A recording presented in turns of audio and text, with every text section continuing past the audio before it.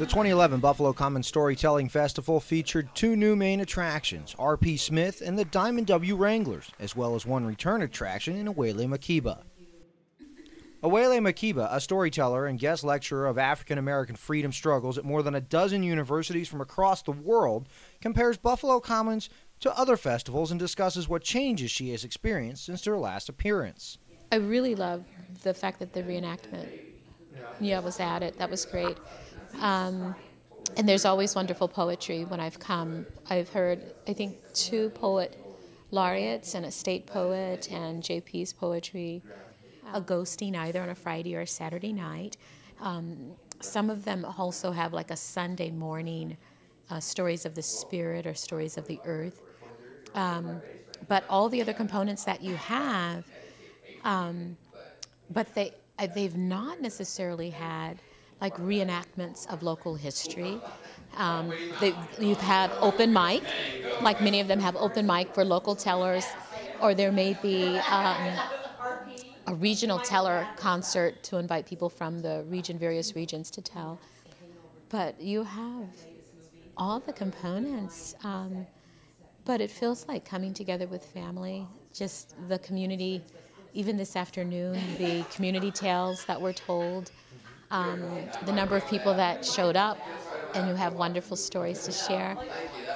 And even, I think that's a new component that I've not seen at some of the other festivals, where there's an intentional community story time. There's open mic generally, and sometimes it's people who are visiting, but specifically targeted towards some of our community stories. So I think that's powerful too. Aim, and that man could shoot the left hind leg of a fly, contented on a mule's ear at 100 yards and not rustle a hair.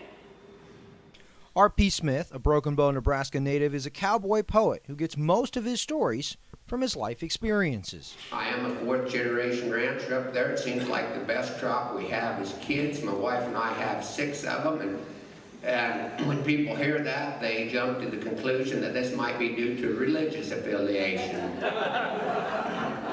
In our case, that's not the case. I explain ourselves by saying that we are ranchers. Ranchers tend to be fairly production-oriented, and they quite often don't have a good concept of supply and demand. The Diamond W. Wranglers, a Western music group based out of Wichita, Kansas, who have traveled the world, including performances on the Great Wall of China and at Carnegie Hall in New York City, discussed their experience at the 2011 Buffalo Commons. McCook, we like this festival, this whole session. We like McCook really well. We've always had a good time in Nebraska in general, but this is our first time here, and we hope we can come back. It's really nice. We always like to see a community that works together and takes care of the cultural end of things. This is a very agricultural area, and that's a wonderful thing, that takes care of itself. But the arts and this storytelling thing is just magnificent, and we've enjoyed it so much.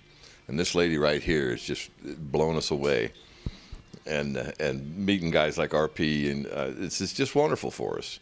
And it expands our horizons. It makes us feel good, and we realize what a bunch of bums we are. So.